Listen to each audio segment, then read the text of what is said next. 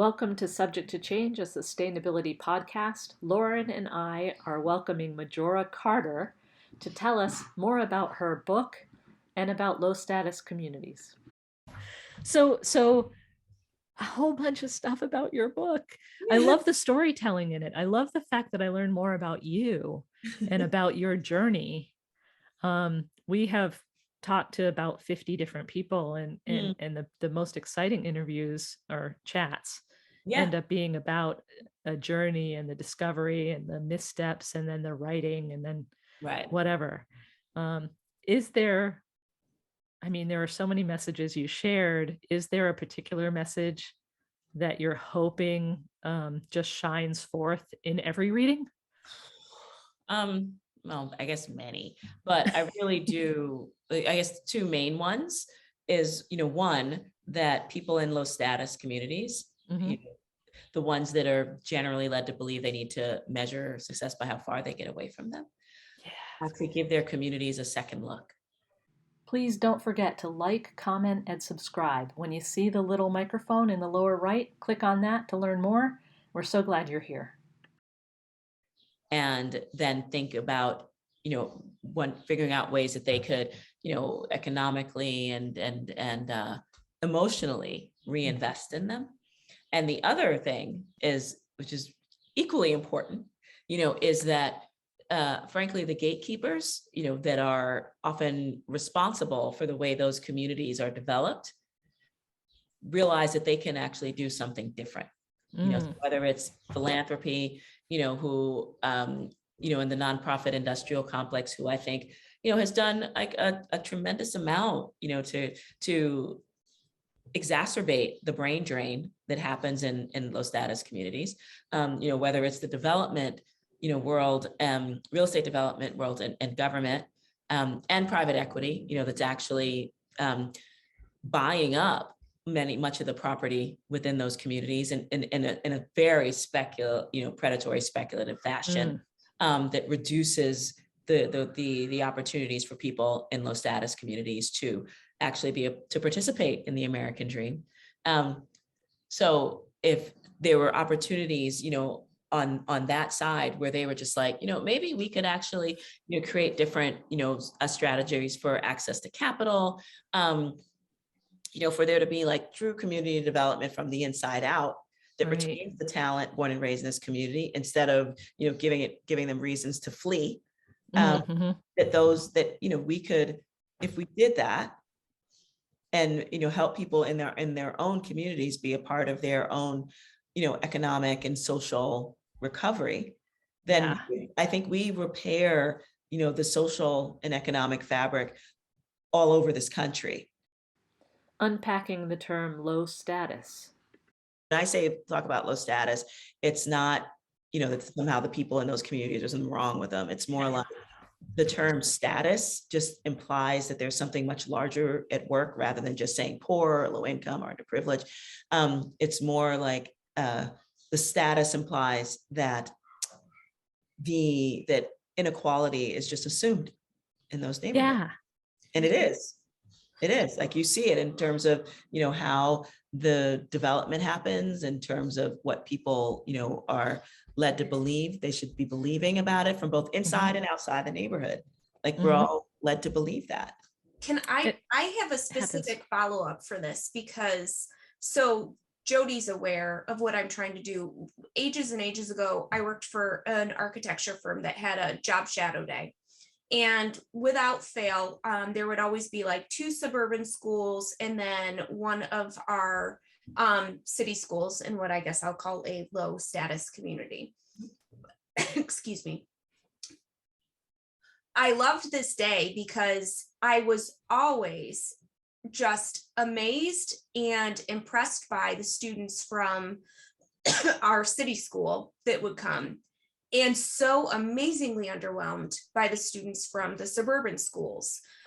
The kids from the city were engaged and asked great questions and were genuinely interested in learning more about what we did. And as I've been trying to develop my company and where I wanted to go, I've come to the realization that I want to do what I'm referring to as junior internships. So I actually sold my house in the suburbs and am actively trying to move into the city, because I know that in order for these kids to be able to come and have a paid internship, in high school, I need to be in a community where they have access to me, which means either public transit or the school bus actually dropping them off. And my major concern in doing this is that I don't want to feel as though I'm bringing my values or something that's unwanted into the community. I want to become a part of the community. Does that make sense? Totally. And what you described, which was watching like these kids from the city, actually being engaged, it was probably often, I would think, one of their first times when people were actually like gave them that kind of consideration to even learn something like that was being offered. Right. So they did have to go someplace where they could get that kind of knowledge and just to be equipped with like what actually is happening in terms of architecture. Like, really, like that's a thing. Yeah. And so being able to share that is super important, and meeting them right where they are is a super exciting, place. But I think it's more, look, what you're doing, what I'm trying to do. I mean, it's like the issues, they're super complex, right? And you have to use what you have. So if you're saying like, look, I want to be able to put myself in a situation and my company in a situation so that I could literally be like a vehicle for these kids to accelerate, their understanding of this field. Honey, that's way more than most folks ever do. It's mostly about being under-networked. Most will just be like, oh my gosh, it'd be so great, if we could, if there were more people, who were interested in this stuff. It's just like, well, have you looked? Right. You clearly did. And not only looked, you're setting up a space. So to give them easier access, because that's another thing. It's not like there's no interest.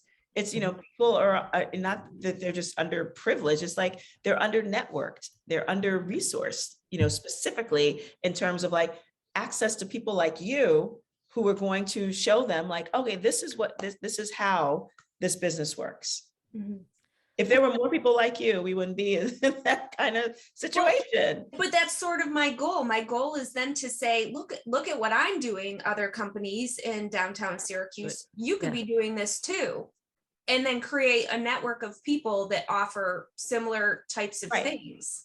Right. And you being leading that and putting yourself out there, and just, being prepared to be disappointed and even failing it at some point, but you fail fast and you move on and you learn, right? No, seriously, that is what resilience is. Like, it doesn't mean you don't mess up. It just means you get up after you mess up. Yeah. And really, there are no heroes. We've talked about that a lot, about like normalizing screwing up, normalizing taking a step down a wrong path and then recognizing that you need to rejigger something. I mean, that should be embraced and accepted as opposed to hidden behind closed doors, which too often is. Then you can't like romanticize this like hero. It's just like, in what universe? I mean, unless you've been like so utterly, advantaged, and most people have not, right?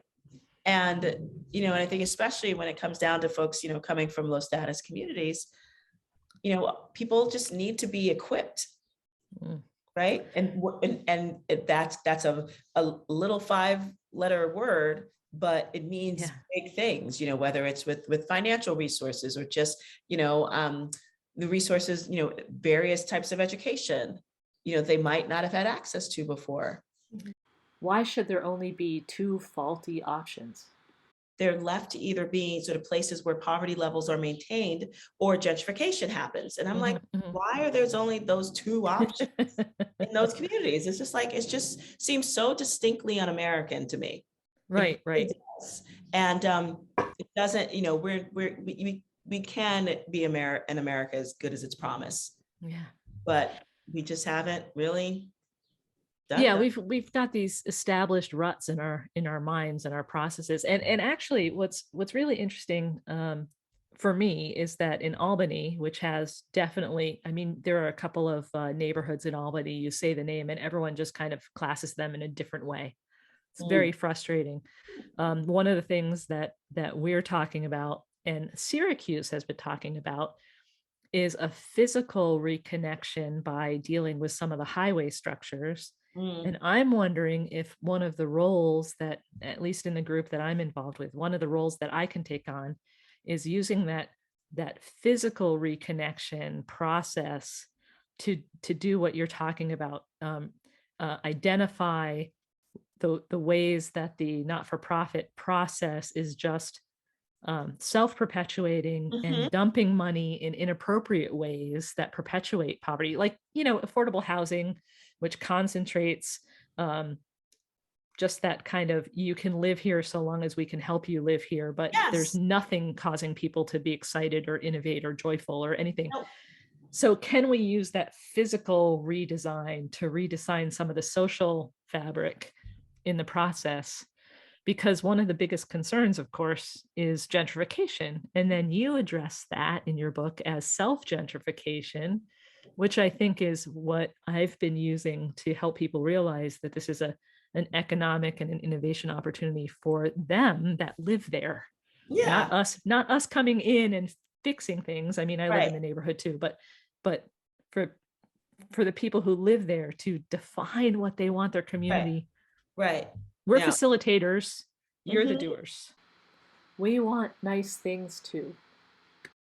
So there were definitely some folks who were like not hip to the fact that this was actually a project that was generated by people from the community. And so they just saw development and were just like, oh my gosh, somebody's coming in to gentrify us out of here. And, this, the Reverend, who was just like, I think he marched with King when he was a little kid, was just like, in the way that only a Black Southern Reverend can actually do, was just like, no. And I'm not going to pretend to do a Black Southern preacher, but it was just like, no, people, like, have you seen who's doing this work? Like, it's not gentrification. It's, if anything, these are like the daughters and sons of people of this community that are doing this development. So if anything, it's development that's biased and for us. If it's anything, it's self-gentrification. Because are they building stuff that was not here before? Absolutely. But ultimately, we want nice things too. We want better homes. We want better businesses. That's what we're doing. And so I thought, oh my gosh, what an interesting concept. And so I started using it. And then again, some people got it. They were just like, yeah, we like nice things too. Why can we not? Why aren't we building up our own communities for us?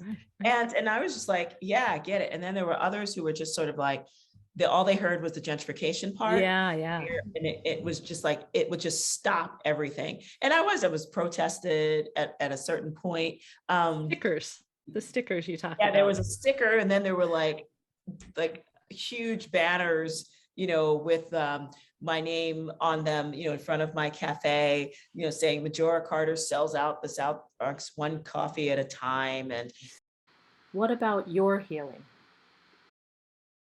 And I'm just curious, was there a moment where you realized you had healing that you needed to do for yourself?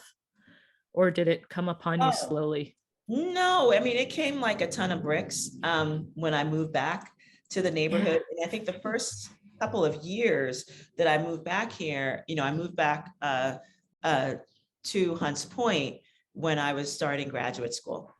And I did because I was broke and needed a cheap place to stay, which was, I went to NYU. So that was mommy and daddy's, house. My mom had already turned my my old room into a sewing room. So they were like, done. I'm the youngest of 10. So they were just like, really, is everybody get out. But we have one, and I'm eyeing his room, I have to tell you, but he's in his second year at Pratt. So I completely understand, looking back, I'm just like, they must have been like, really? God, we did our job, get out. And but it was beautiful because my parents were elderly, and my dad was 60 when I was born. And Yeah. so it was, I That's got, amazing. so I am so grateful. Like, you don't even know that I got to actually get to know my parents as adults. That's wonderful. Yeah, That's it really was amazing. So for that, I am just utterly grateful to God. I feel very blessed. But what was fascinating was that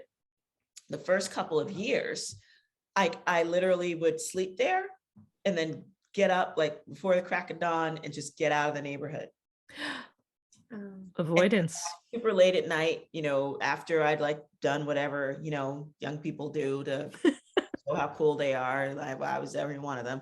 And it was it was never really that cool, but I like to think I was. I played one, in my mind. And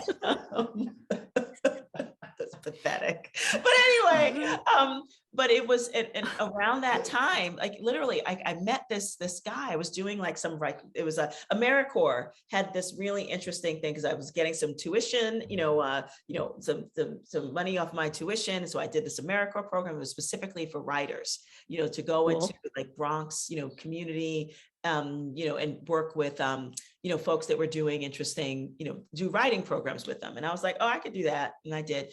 And I met this guy who was just this wonderful, just like I loved him immediately. And he kept talking about this like arts organization somewhere in the Bronx. And I was like, there's arts in the Bronx, huh? Yeah, 'cause I spent no time here. I was like, I had zero interest and even understanding of what was Wow. in my neighborhood. Turns out it was literally 2 blocks away from my house. Oh my gosh. And it was just like folks from the whole Bronx diaspora were like coming back to this space and just like, performance and visual arts. And I was just like blown away. And it was around that time, that's when the city was looking at, building another huge waste facility on our waterfront. And that started the Bronx River House, that whole revitalization. Yeah. Oh my God, what a beautiful project. Yeah. The arts were a start. By that time, I was so deeply entrenched, with the arts community and just like seeing like, oh, like I had no idea there were these many beautiful people in my neighborhood. No.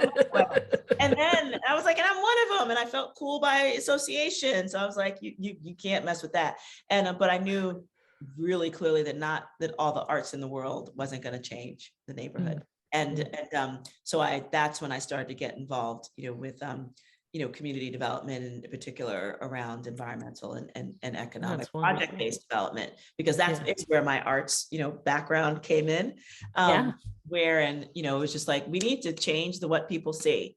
That way they'll be inspired, to work toward the kind of community that we want, as opposed to fighting against stuff all the time, which we needed to do. But we also have like, what we'll be fighting for. And, ultimately it literally became this book, or what's in the book.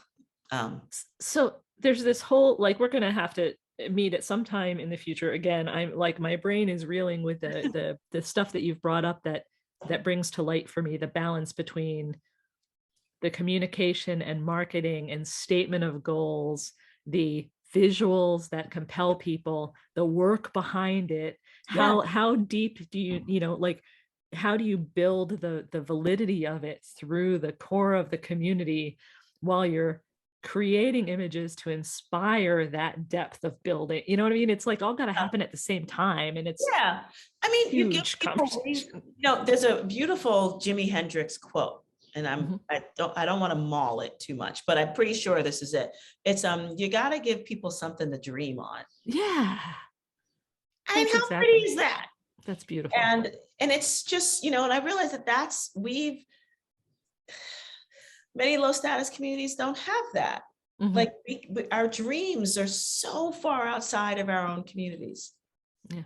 And it's understood that that's okay. Like, and so, so I want to challenge, why is that okay? Why is that okay? No. And I'm just, no, I refuse. And then there's the people who say, here's the dream you should be dreaming. And we kind of make sure to make that a thing of the past too. Yeah. And I'm not saying people shouldn't like leave the neighborhood. We just need like some that decide that this is something we should be, again, what are we fighting for? Check out the Boogie Down Grind coffee shop. Maybe we shouldn't even be fighting. Maybe we should let's just build something awesome. And that's what I love. And that's what I do love about the cafe that we started. It was really is the same kind of thing that made some people hate me, really just opened up a whole avenue for people to see other beautiful folks that were just like, wait, you're in my neighborhood? Like, wait, but I'm building a tech company. I'm doing this platform, or I'm trying to do this and da-da-da. And, it's just been beautiful, like having like a third space, because we don't really have those anymore, that allows people to show how beautiful they are and share it. Thanks for joining us. It's subject to change. You've been so gracious and fun. So much. And giving. I think you've got a new fangirl and an old fangirl. I'm like, she's been here the whole time. I know, and I'm dying I really want to hear more about what it is you're working on too, especially as you build out your practice, within the city of Syracuse. This is so great. It's actually, I do have to run now, but I so appreciate this time. What a lovely way to spend part of an afternoon. Yeah. Majora, you've been amazing. So glad about your book. Congratulations. Thank you.